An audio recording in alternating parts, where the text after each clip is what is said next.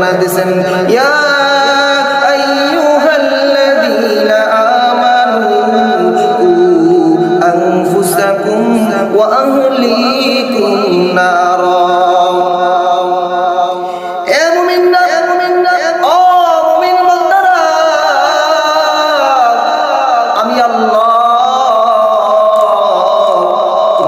জানা দিলাম, আমি আল্লাহ জানা দিলাম, তোমরা নিজেরা জাহান্নামের আগুন থেকে বাঁচো, ওয়া আহলিকুম নার, এবং তোমার পরিবার পরিজনদেরকে জাহান্নামের আগুন থেকে বাঁচাও। ঠিক কিনা বলেন? হবে না, আমার পরিবারের লোক যারা আছেন তাদেরকে বাঁচাইতে হবে। যদি আমি নিজে বাঁচি জাহান্নামের আগুন থেকে, বন্ধুরে আমার, এই জাহান্নামের আগুন থেকে নিচে বাঁচতে হবে না।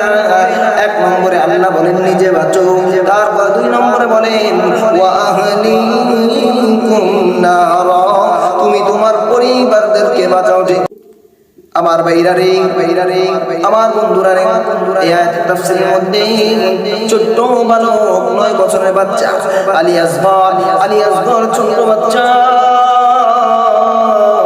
মসজিদের মধ্যে কোনায় বসিয়া কান্না করে। এবার মুরব্বি বাবারা ডাক দিয়ে বলে, আলী আসগর, তুমি কেন কান্না করো? তুমি 8 বছর 9 বছরের একটা ছোট্ট বালক। এবার মুরব্বি বাবাদেরকে আলী আসগর ডাক দিয়ে বলে, মুরব্বি বাবারা, আমি আলী আসগর কেন কাঁদি? একটু কি জানবার মন চায়? বলে আলী আসগর জানবার মন চায়। আলী আসগর ডাক দিয়ে বলে, মুরব্বি বাবারা,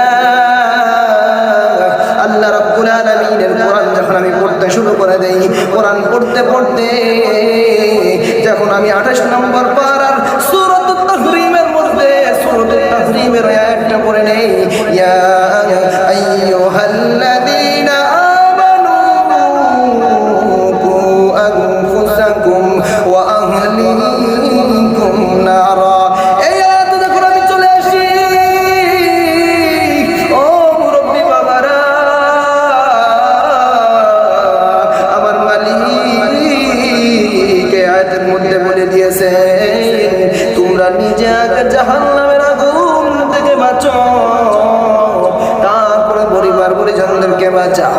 আলী আসগর ডাক দিয়ে বলে, মুরব্বি